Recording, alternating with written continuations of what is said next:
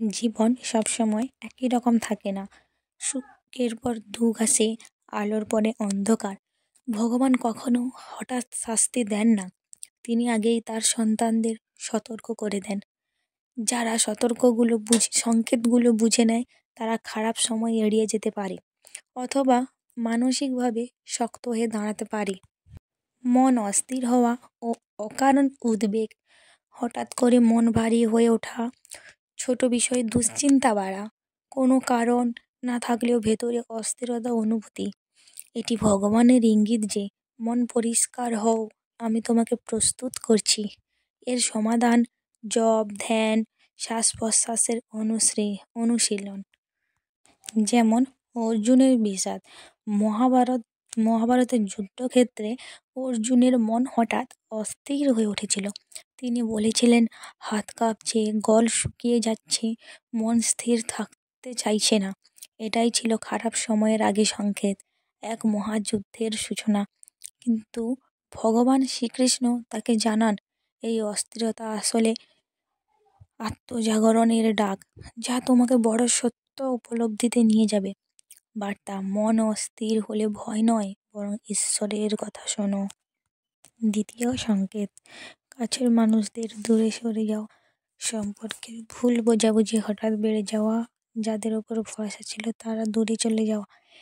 এটি আসলে ভগবানের প্রস্তুতি, যাতে তুমি নিজেই শক্তি চিনতে পারো এবং ভুল মানুষের উপর নির্ভর না করো। এর সমাধান হচ্ছে ক্ষোভ ছাড়তে শেখা, সঠিক সঙ্গ খোঁজা। যেমন ভগবান রামের বনবাস। প্রভু রাম ছিলেন অযোধ্যার সবার প্রিয়, কিন্তু হঠাৎ করে প্রিয় রাজ্য, সিংহাসন এবং জনতা সবই তার থেকে দূরে সরে গেল।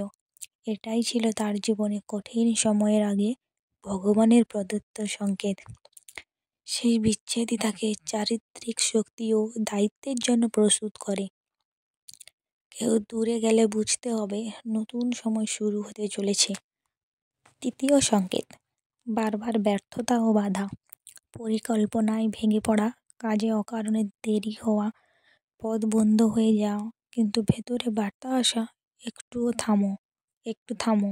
ভগবান কখনো কখনো ভুল পথে সফল হতে দেন না, যাতে তুমি সঠিক পথে যেতে পারো।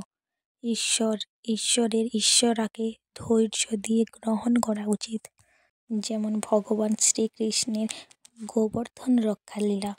গোকুলবাসীরা যখন ইন্দ্র যোগ করেছিলেন, কৃষ্ণ তাদের থামাতে বললেন, কিন্তু বারবার বাধা এলো।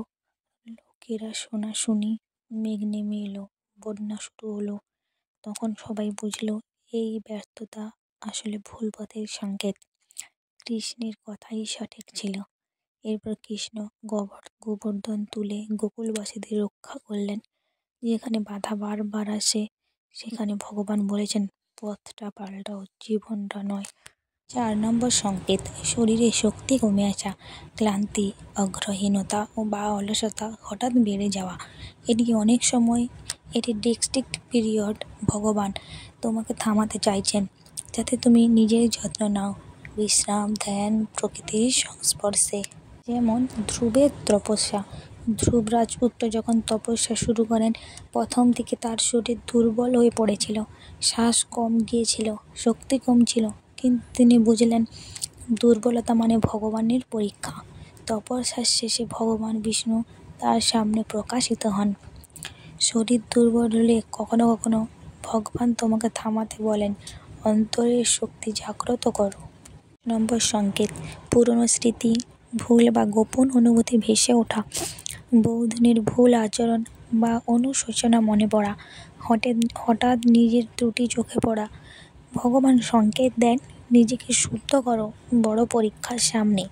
ক্ষমা, স্বীকারোক্তি, আত্মপরীক্ষা। যেমন ভগবান রামের চরণে বিভীষণ। লঙ্কায় রাবণের পাশে থেকে বিভীষণের মন বারবার বলছিল, আমি ভুল পথে আছি।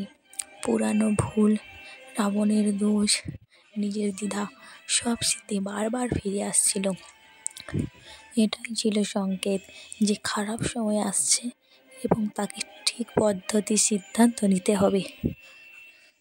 পরিশেষে তিনি রামের শরণ নিলেন এবং রক্ষা পেলেন।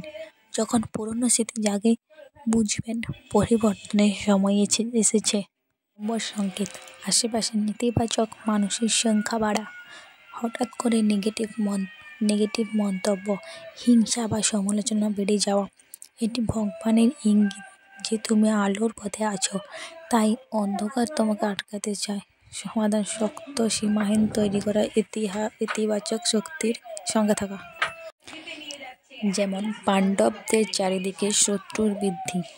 যুদ্ধের আগে পাণ্ডবদের চারিদিকে হঠাৎ অনেক শত্রু তৈরি হয়।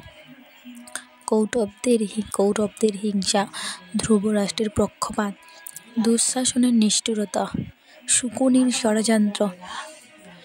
নেতিবাচক শক্তির উপস্থিতি ছিল সংকেত এবং বিশাল পরিবর্তন আসছে। কৃষ্ণ তাদের বলেছিলেন, অন্ধকার বাড়ে যখন আলোর প্রকাশ পেতে যাচ্ছে।